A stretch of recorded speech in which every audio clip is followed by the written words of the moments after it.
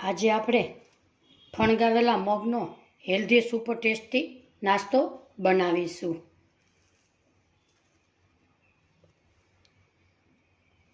આજની મારી રેસીપી ગમે તો એક લાઈક અને એક સબસ્ક્રાઈબ જરૂરથી કરજો।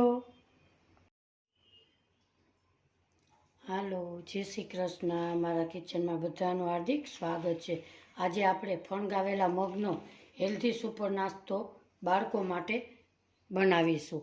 સૌપ્રથમ અહીંયા મગના મેં એક દિવસ પલાળેલા હતા, એને ફણગાવેલા છે અને ફણગાવ્યા પછી આપણે 2 પાણીએ સરસ ચોખ્ખા પાણીએ ધોઈ લીધા છે।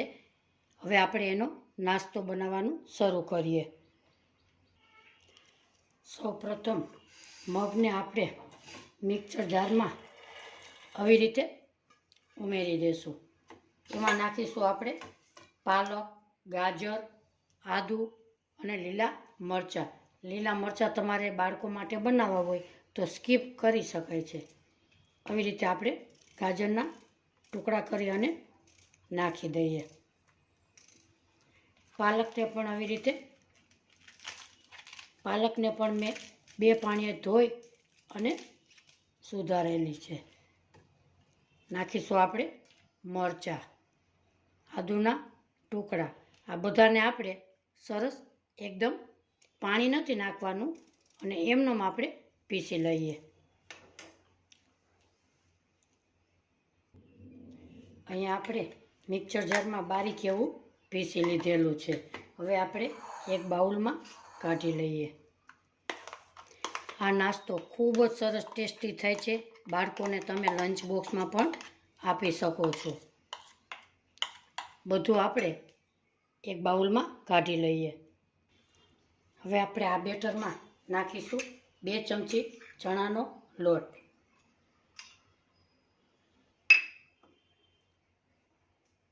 2 ચમચી રવાનો લોટ,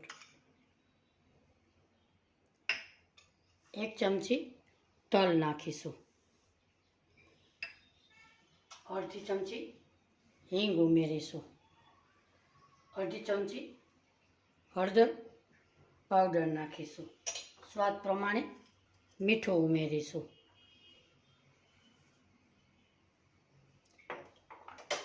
થોડાક એવા મીઠા સોડા ઉમેરીશું, 1 ચપટી। એને આપણે મિક્સ કરી લઈએ।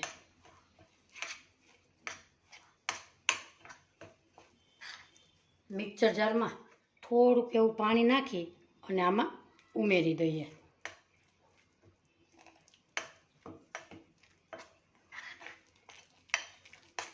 સરસ રીતે બધું આપણે મિક્સ કરી લઈએ।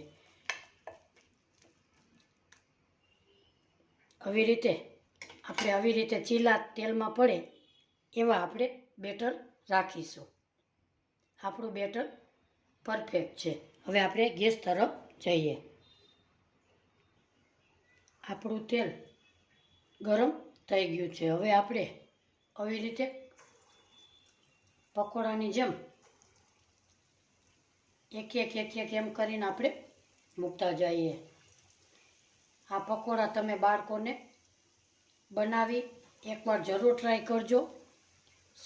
એકદમ સરસ ક્રિસ્પી અને હેલ્ધી એવા પકોડા બને છે। આવી રીતે આપણે જેટલા એમાં સમાય એટલા આપણે પાડીશું। 2 મિનિટ એને અટશું નહીં।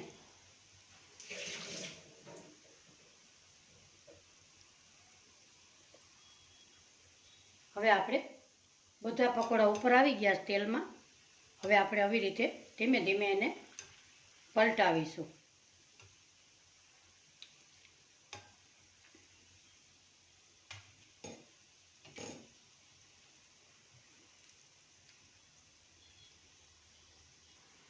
આપણા પકોડા ક્રિસ્પી એવા તળાઈ ગયા છે।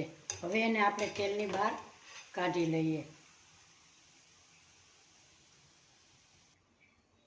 એને આપણે એક પ્લેટમાં લઈ લઈએ।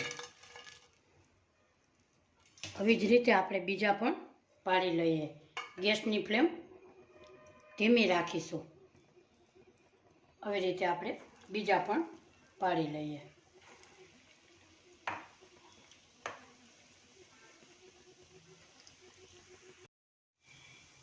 થોડી ગેસની ફ્લેમ આપણે ફાસ્ટ કરીશું.